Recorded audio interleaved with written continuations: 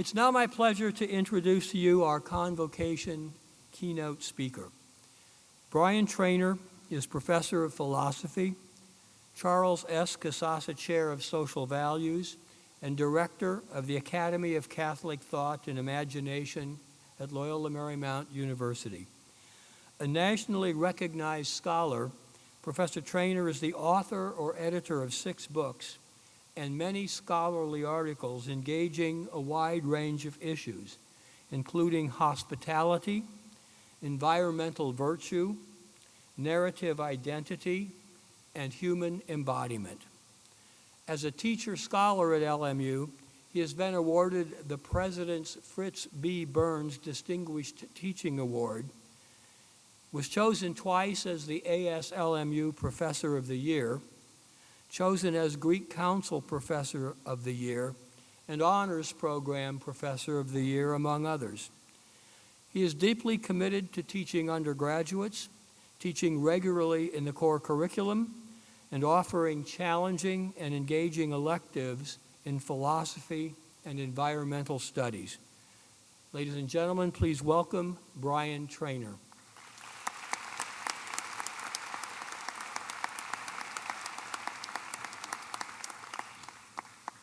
Thanks very much.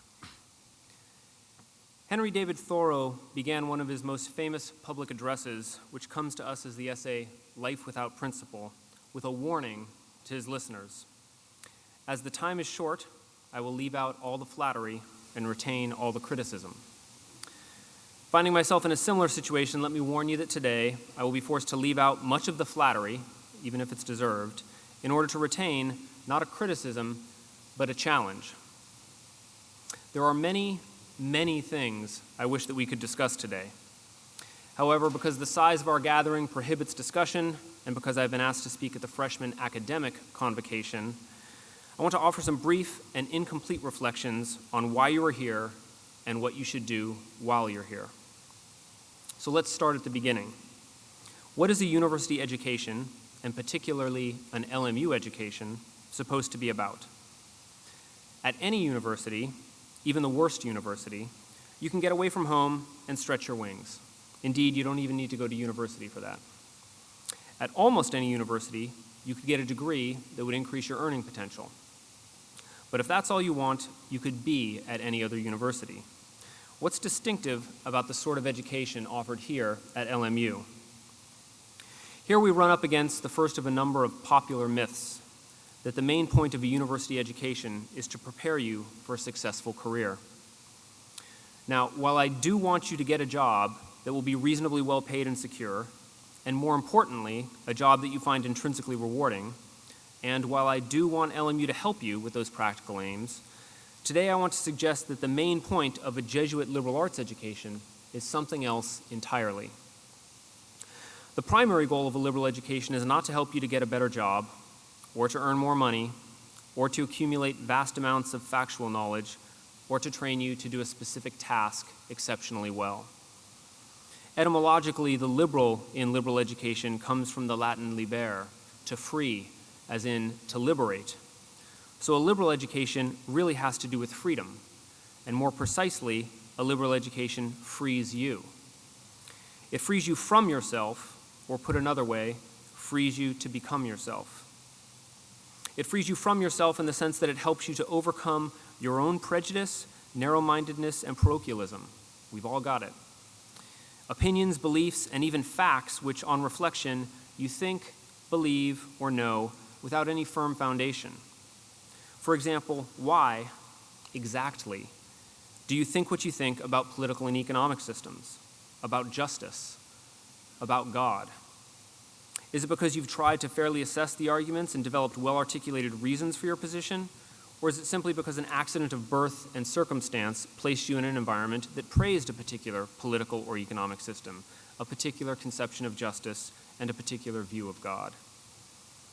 A liberal education frees you to become yourself because in shedding your unreflective assumptions and prejudices, you're able to freely and consciously adopt new ideas and opinions, while simultaneously preserving the old opinions that successfully pass through the crucible of critical inquiry. So a liberal education helps you to become a full human being. someone who thinks for herself, someone who is conscious of the world around her, her place in it, and her relation to it, and someone who loves the good, the true, and the beautiful, even when she cannot yet be good, grasp truth, or appreciate beauty. So a liberal education is transformative, a word you'll hear a lot around here. It does not tell you what to believe, it merely helps you consciously and reflectively adopt those ideas and attitudes that you freely choose to adopt. And it doesn't make you anything in particular, rather it frees you to make yourself. Of course, while we will not force you to become something or someone, here at LMU we do harbor certain beliefs about what constitutes a worthwhile life and certain hopes about the men and women you'll become. You'll hear phrases on campus like finding God in all things, men and women for others, ethical leaders, and so forth, each of which expresses some aspect of the persons we hope you will become. But in any case, no university can give you a liberal education, because such an education requires your active participation and engagement. LMU can offer you a liberal education, but it is ultimately your responsibility to take up the task of liberating your mind. And it will require sincere and sustained effort on your part. How do you do this? Well, first, you have to prioritize your intellectual life while you're here. Your intellectual development is not something that happens only in the classroom, Monday, Wednesday, and Friday at 10 a.m. It's something that should occupy the majority of your time and effort over the next 4 years. Focus on your classes. Engage your professors and your classmates outside of class. Talk to your peers about ideas rather than gossip or celebrities. This probably seems obvious. Nevertheless, look around you. Very, very few students will really hold to doing this. Primarily because most undergraduate students, I'm talking about across the nation here, treat university simply as an extension of high school and a precursor to economically advantageous labor. But I'm trying to suggest to you today it's more than that.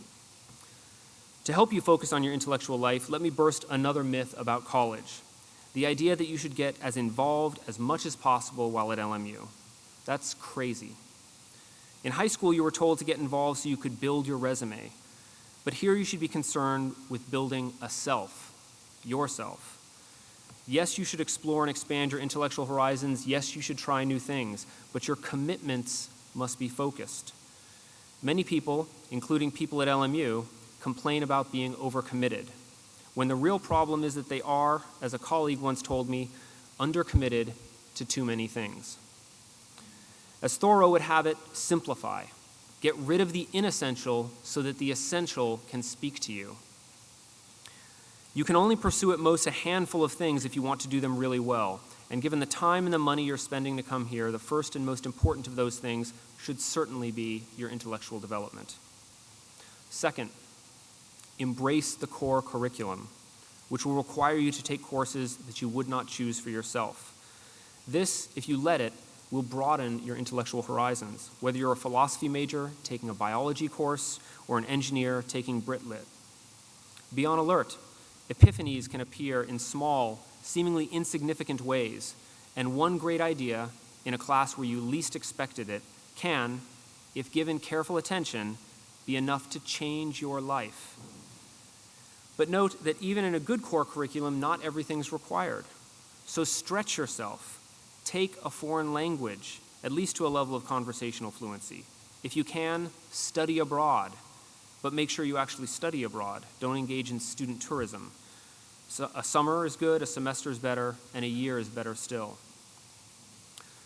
Third point, challenge yourself. The term student is related to the Latin studium, meaning painstaking application. Do not shy away from difficult classes or instructors. The most interesting, thought-provoking, and life-altering classes will also be difficult, and the very best professors will demand a great deal from you. My own policy as a professor is inspired by Goethe, who wrote, "Treat people as if they are what they ought to be, and you help them to become what they're capable of being."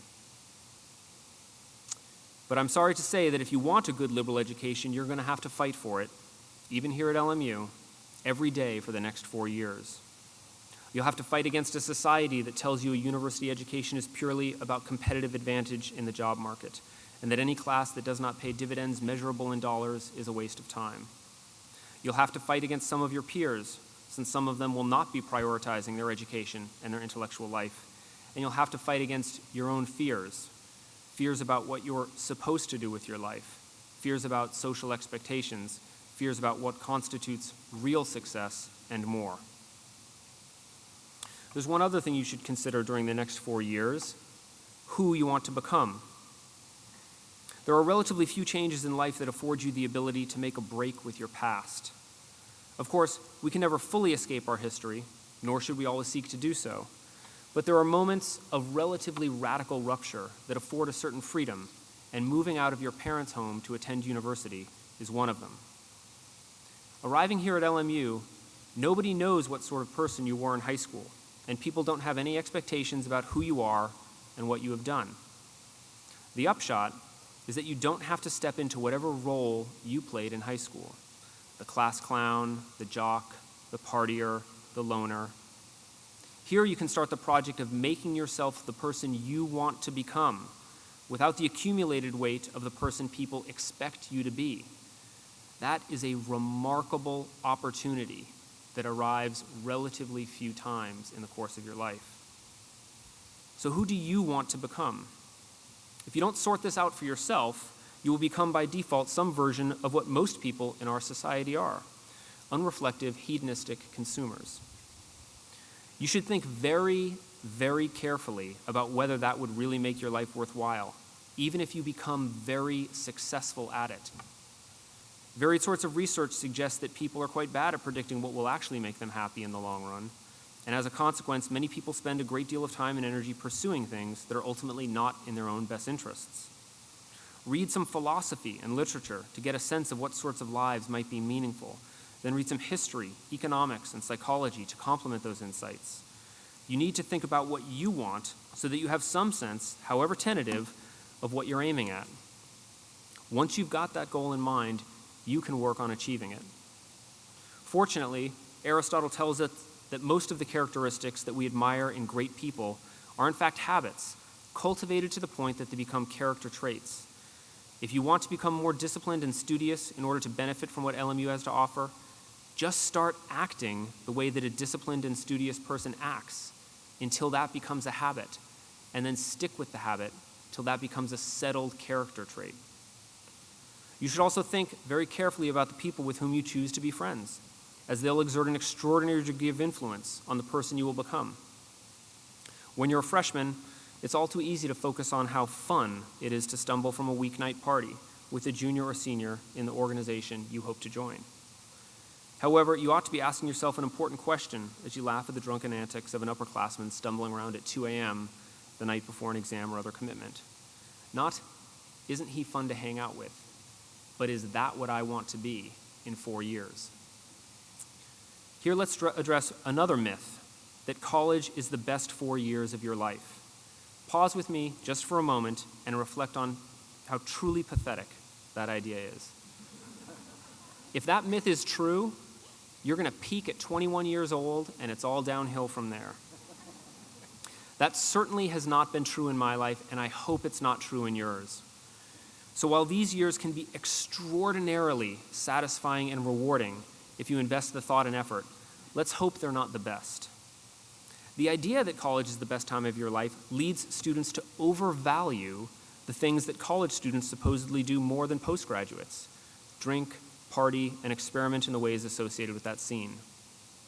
Now, I'm not going to utterly dismiss the experimental aspects of undergraduate life. It's an important part of your development as an individual. Everyone socializes as part of the undergraduate experience, and I met my future wife as an undergraduate. But the reality is that most of that time partying will be utterly forgettable, wasted, lost. So you need to keep things in perspective. Right now, you probably feel like you've got all the time in the world. You're all young, able, healthy, ambitious. But before you know it, you will be graduating and moving on. Tempus fugit, time flies. This is not a license to pursue an undergraduate life of base hedonism. Among the many things philosophy does is that it helps us to come to terms with reality, including the fact that we're all finite, the fact that you, like me, are going to die. You've got one life to live, one wild, precious life, as poet Mary Oliver puts it. Think carefully about how you intend to spend it and about what will make it worthwhile. You could come to LMU and simply do your time while socializing and partying, but you're also spending a great deal of money and, more importantly, 4 years of your one wild, precious life. Do you want to jump through the hoops like a trained dog, get a couple of letters after your name, and then march off to whatever society happens to dish out to you? Don't you want more than that? And aren't you better than that? Here I want to address a final myth, that you are the best as a class or as an individual that LMU has ever seen.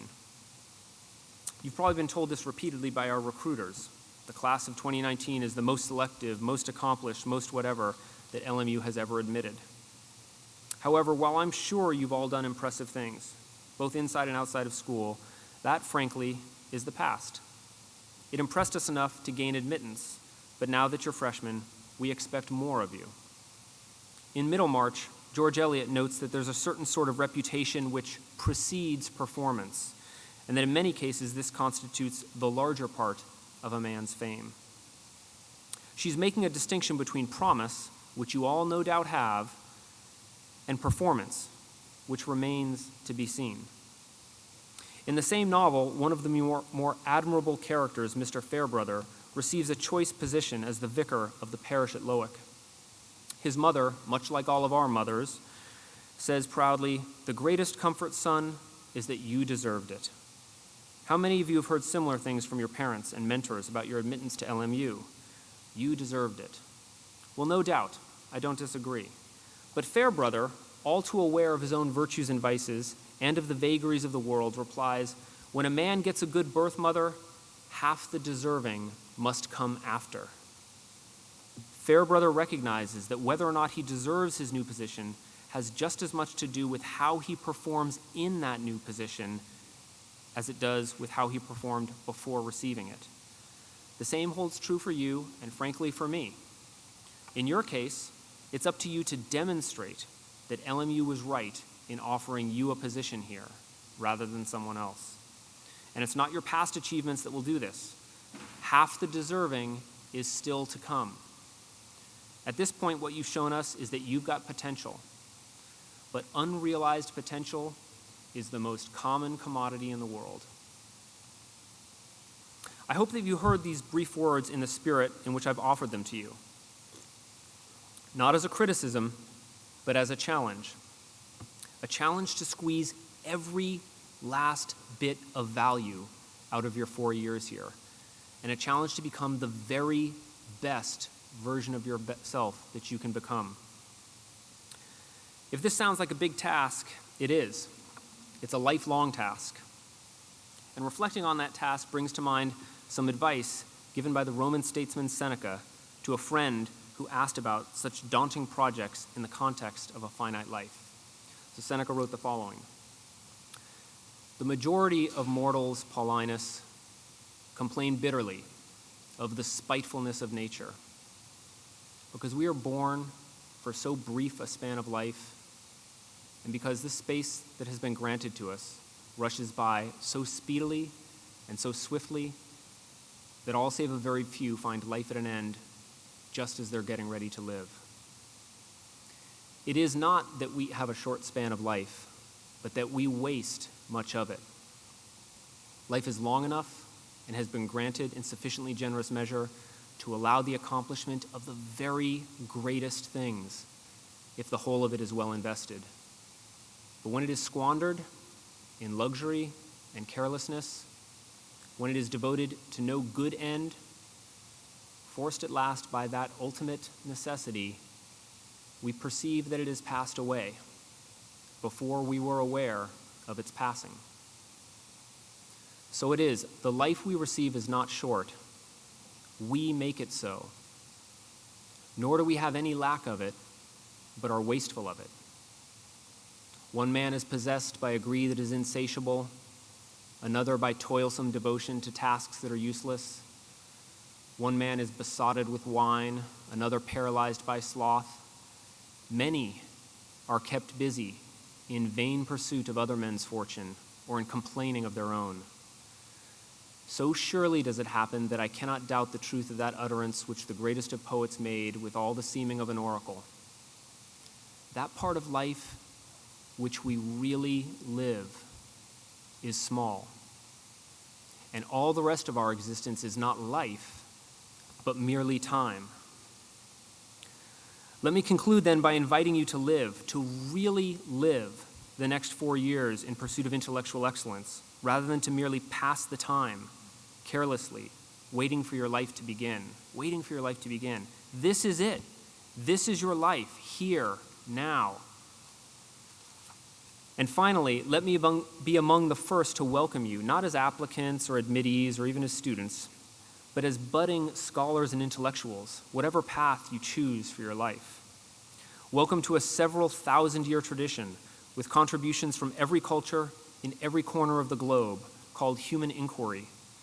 Welcome to a 2,000-year conversation that is part of the Christian tradition, to a 700-year conversation called humanism, and to a almost 500-year conversation called Jesuit education.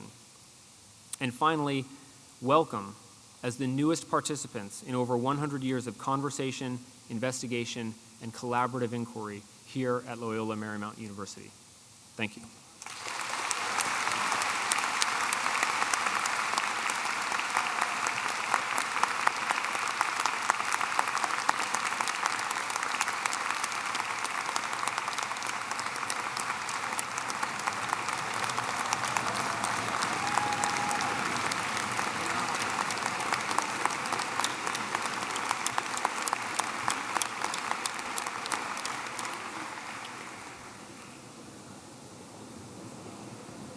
Thank you, Professor